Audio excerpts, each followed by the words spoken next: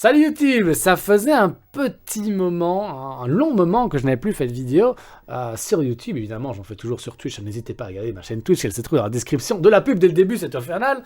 Mais ça fait un petit moment que j'ai pas fait de vidéo. Et je fais cette vidéo-là suite à des questions qu'on m'a posées assez souvent sur Discord ou en live. C'est très bien ce que tu fais, tu nous montres comment est-ce qu'on fabrique tel bidule, comment est-ce qu'on fait pour faire du Node-RED, comment est-ce qu'on fait pour faire de l'électronique, de la programmation. C'est génial, ça a l'air super intéressant, mais le problème c'est que moi, là, je débute. Et je débute tellement que j'ai beaucoup trop de mal et j'ai pas assez de temps pour apprendre à faire du JavaScript, du Node-RED, du C++, de l'électronique. Voilà, ça fait beaucoup trop de trucs d'un coup. Est-ce qu'il n'y aurait pas un moyen de pouvoir faire de la domotique DIY, de la domotique en local, mais de façon un peu plus simple qu'en devant programmer absolument tout à partir de zéro? Eh bien, la réponse est oui. Et la réponse, elle implique quoi? Elle va impliquer Node-RED, évidemment, vu que c'est un logiciel de low-code, et si c'est du low-code, c'est-à-dire qu'on peut faire du no-code, c'est-à-dire ne pas utiliser la moindre ligne de code, et ça va être le challenge de cette vidéo aussi, c'est de faire de la domotique sans la moindre ligne de code. Donc on va utiliser Node-RED, et on va également utiliser Tazmota. Tazmota, vous en avez peut-être déjà entendu parler, quand vous tapez sur internet, domotique, DIY, ESP, Arduino ou autre, quasiment certain que vous allez voir Tazmota apparaître. Et c'est vraiment ce qui va nous intéresser le plus aujourd'hui. C'est comment est-ce qu'on utilise Tazmota et comment est-ce qu'on va faire pour lier Tazmota avec YouTube.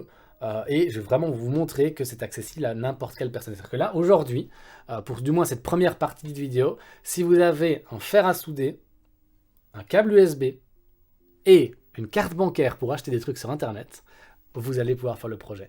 Et le fer à souder n'est même pas obligatoire. C'est-à-dire que même si vous ne savez pas souder, vous pourrez faire ce qu'on va faire aujourd'hui. Alors, c'est parti! Let's go! Introduction de la vidéo, musique, tout ça, en avant. Go!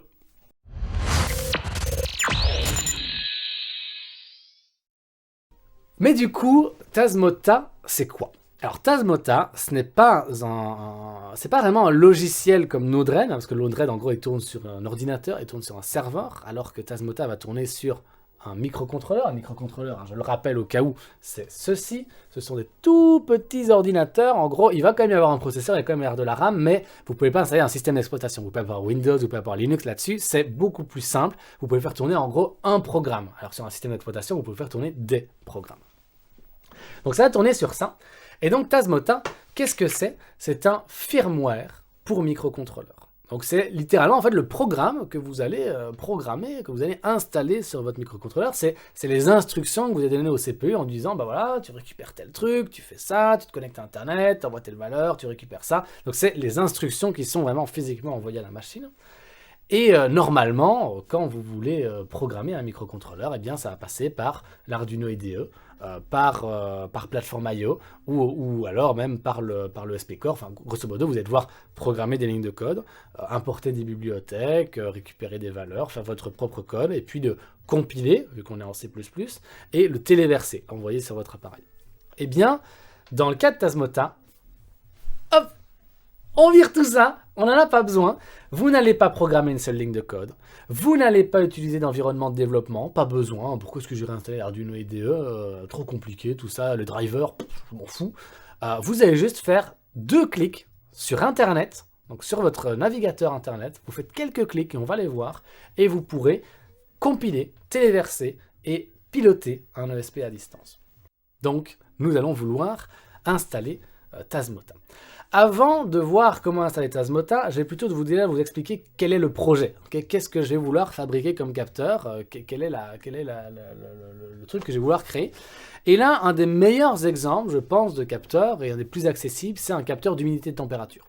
Parce que ça coûte pas cher, parce que les composants sont facilement disponibles, et parce qu'en fait, finalement, pour du monitoring dans une maison, c'est un des capteurs les plus utiles. Littéralement, si vous voulez commencer à monitorer votre maison, la première chose qu'il vous faut, c'est de savoir mesurer la température et l'humidité. C'est utile pour le thermostat, c'est utile pour plein de choses.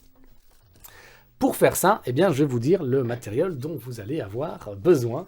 C'est par là que ça se passe. Pour ça, vous allez avoir besoin d'un ESP 8266 ou un ESP32. Voilà la différence entre les deux.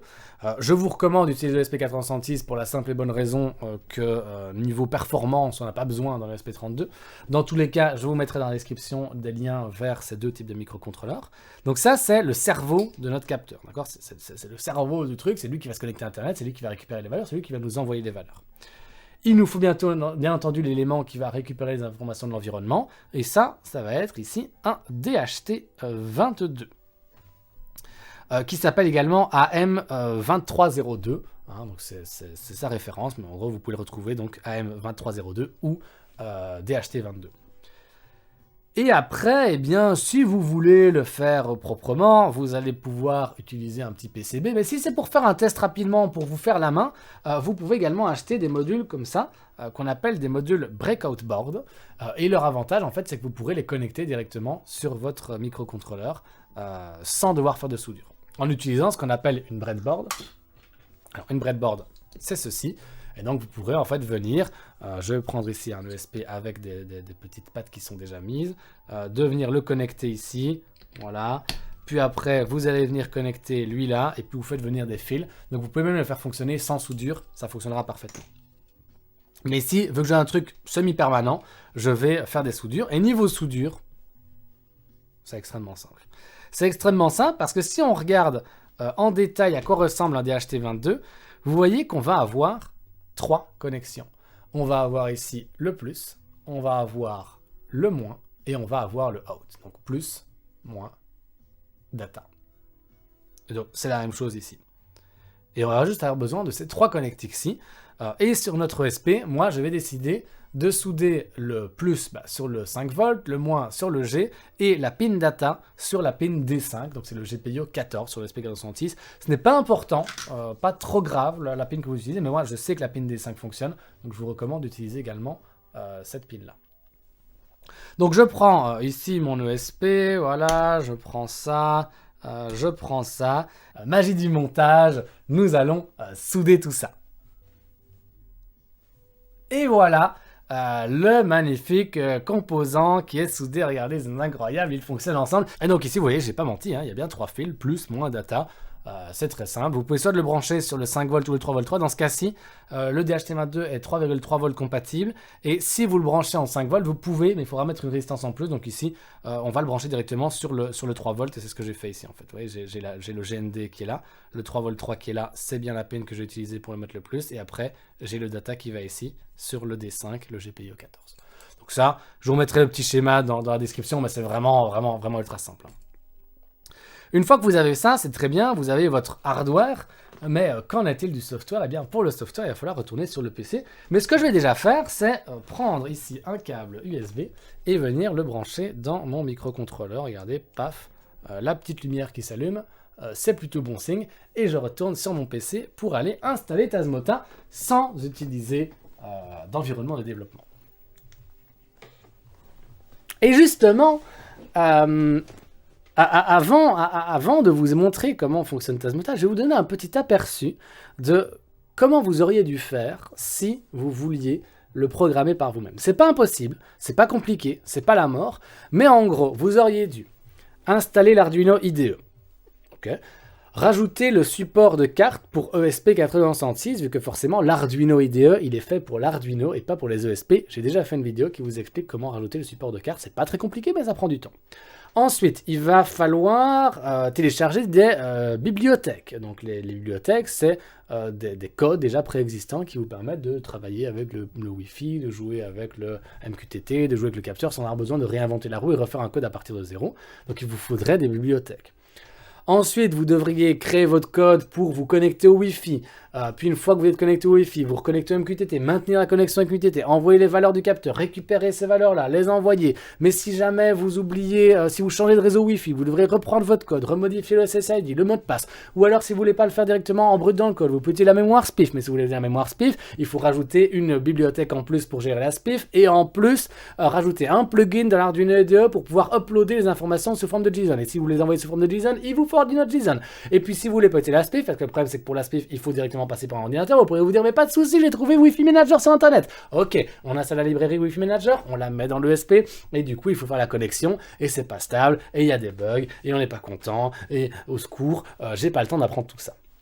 Voilà, ça c'est normalement comment vous aurez dû le faire, et en soi, je vous invite à le faire, hein. Si vous avez le temps, si vous avez l'envie, c'est quand même plus intéressant, c'est beaucoup plus formateur d'apprendre à programmer soi-même son propre code, plutôt qu'à d'aller faire un truc en 2 clics. Mais voilà, pour un projet facile, pour un projet rapide, restons sur Tazmota. Alors pour Tazmota, vous allez aller sur le site tazmota.github.io/install. Le lien sera dans la description. Vous allez avoir ce site-ci. Et vous voyez ici qu'il n'y a que 3 étapes faciles. Donc tout ce que je vous ai expliqué juste avant, poubelle. On va simplement connecter l'ESP à l'ordinateur en utilisant un câble USB. Étape 1, OK. Sélectionnez le firmware ou le variant qui va être utile pour votre appareil. Alors ici, il y a plein de versions différentes de Tazmota, il y a des langues différentes. Vous voyez que certains vont gérer des écrans, de l'infrarouge, un autre type de plus de capteurs par défaut, moins de capteurs par défaut. Certains vont être conçus pour certaines cartes particulières, comme le Droid Go ou le M5 Stack. D'autres vont être conçus pour gérer par exemple du TLS, donc du HTTPS, pour gérer du GPS. Vous pouvez en avoir aussi avec la version Platinum. La version Platinum, elle inclut absolument tout, mais le problème c'est que du coup c'est un très gros code qui est très lourd, qui prend beaucoup de flash, qui prend beaucoup de RAM, et donc si vous n'avez pas besoin de l'installer. Vous avez aussi pour d'autres types de SP32, le SP32C3. Ici, vu qu'on veut utiliser un capteur ultra connu, ultra basique, ultra simple, on va utiliser le Tazmota de base. Vous voyez ici que je parle français, comme vous avez pu vous en rendre compte, et je ne vais pourtant pas installer le Tazmota français. Vous pourrez le faire. Je vous dis pourquoi est-ce que moi je n'aime pas installer des choses en français et que je préfère les installer en anglais et que je vous invite à les faire en anglais. C'est parce qu'en gros, si vous mettez de temps en temps des choses en français, c'est-à-dire que les messages d'erreur pourraient être en français, que les menus pourraient être en français. Et c'est très bien quand on ne maîtrise pas l'anglais qu'on réussisse à comprendre comment ça marche. Donc si c'est pour vous, c'est pour vos parents, c'est pour des amis qui ne parlent pas anglais, installez la version en français, elle existe. Mais le souci, c'est que quand on veut apprendre, qu'on a un message d'erreur qui est en français et qu'on va taper ce message d'erreur sur Internet pour trouver une réponse, eh bien, croyez-moi bien que la probabilité de trouver un forum qui répond à votre question en français est largement plus faible que d'en avoir une réponse en anglais. Et alors, si vous devez traduire le message d'erreur en anglais, vous pouvez peut-être faire une erreur. Donc, clairement, moi, je vais partir sur le Tazmota de base. Voilà, Tazmota basique en anglais. Ensuite, je clique sur Install. Ça va me dire, voulez-vous sélectionner le port COM4? Oui. Connexion. Et voilà. C'est tout. C'est littéralement tout. Donc là, c'est en 3 étapes. Je connecte, je le sélectionne, j'installe. C'est ultra rapide, ultra simple. Et ça, c'est une révolution. Hein, parce que vraiment, si vous avez commencé à jouer avec les Arduino il y a quelques années, la possibilité de programmer, de flasher un microcontrôleur directement depuis un navigateur, c'est tellement facile. C'est tellement facile, c'est même plus marrant, quoi.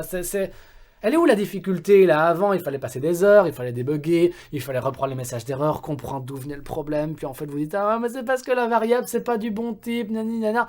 Trop compliqué. Maintenant 3 clics, c'est fait. Et voilà, mon ESP est flashé. Bon, maintenant, comment est-ce que je fais pour le paramétrer? Parce qu'il faut que je le connecte à mon Wi-Fi, il faut que je le connecte à mon Broker MQTT, et il va falloir à un moment ou à un autre, quand même, qu'à l'appareil, je lui dise j'ai branché un capteur de température et d'humidité. Je veux bien que ce soit un appareil intelligent, mais je pense pas qu'il soit assez malin que pour trouver que ah bah oui, je connais, c'est un standard HT22 que tu as mis sur la pin D5, évidemment, je vais te paramétrer tout ça. Donc ça ne le fait pas. Il va falloir que vous le fassiez vous-même. Sauf que là, j'ai pas d'Arduino IDE, j'ai rien qui va me permettre de programmer. Eh bien, qu'est-ce que je vais faire? Je vais me munir de mon téléphone cellulaire qui traîne quelque part. Ah, le voilà. Je vais prendre mon téléphone cellulaire et ensuite, je vais aller dans mes Wi-Fi, je vais scanner mes Wi-Fi et il va y avoir un nouvel access point, donc voilà, comme un routeur Wi-Fi en gros qui va apparaître, qui s'appellera Tazmota _ blablabla, donc qui sera en fait l'identifiant unique de votre ESP, et vous allez pouvoir cliquer dessus. Quand vous allez cliquer dessus pour vous connecter, ça je ne vais pas vous le montrer, je vous le montrerai après directement sur l'écran, hein, mais quand vous allez cliquer dessus, il va se passer plusieurs choses, et là ça va dépendre de ce que vous utilisez comme système d'exploitation, comme type de téléphone. Parce qu'en grand, vous allez vous connecter au Wi-Fi, il va récupérer une adresse IP, et puis normalement, il va ouvrir ce qu'on appelle un portail captif. Le portail captif, c'est comme quand vous vous connectez sur le Wi-Fi d'un hôtel ou le Wi-Fi d'un aéroport, ça va en fait ouvrir une page automatiquement, et normalement c'est une page où vous voulez mettre un identifiant en login. Ici, c'est simplement pour vous simplifier. En gros, le menu va apparaître directement, donc ce sera sur une page web. D'accord ? Il n'y a pas d'application installée sur votre téléphone, c'est une page web. Vous connectez au Wi-Fi, la page apparaît. Petit souci, il va des fois y arriver le problème que votre téléphone, il va vouloir être trop malin. Parce que, évidemment, le microcontrôleur qui se trouve là, il n'est pas connecté à Internet en général. Vous ne pouvez pas vous connecter à Google par ça. Donc quand votre téléphone va se connecter, il va dire « Ah oui, alors je suis connecté au Wi-Fi, je suis connecté à l'ESP, mais je ne suis pas connecté à Internet. » Et moi, je suis un téléphone, moi j'aime bien Internet, hein, je le veux pour les mises à jour, je le veux pour envoyer mes données personnelles dans des clouds. Donc en fait, il va se dire « Moi j'aime pas ton access point, donc tu sais ce que je vais faire, je vais pas te demander ton avis, je vais te déconnecter et je vais te reconnecter sur un autre Wi-Fi. » Ça, c'est la première possibilité. Ou alors, il va dire « Je vais te déconnecter et je vais passer en 4G. » Ça arrive, donc si jamais ça ne se connecte pas du premier coup, ne vous inquiétez pas, c'est normal. Sur Android, j'ai quelques soucis. Des gens m'ont dit que sur iPhone, ça marchait très bien. Ou alors, vous pouvez le faire sur ordinateur. Donc, vous prenez votre laptop et sur un ordinateur, ça marche aussi très bien. Il n'y a pas de souci. Donc, c'est un peu de chipoterie, mais comprenez bien que vous allez devoir le faire une seule fois. Et si vous avez déjà l'Arduino IDE sur votre ordinateur, donc si vous êtes déjà un peu chipoté avec ça, ou que vous avez n'importe quel terminal en USB qui vous permettra de parler en serial à votre device, vous pourrez tricher en gros et paramétrer le Wi-Fi sans passer par une interface graphique, juste en tapant une ligne de commande. Ce n'est pas une ligne de code, donc on reste bien en no-code, c'est une ligne de commande.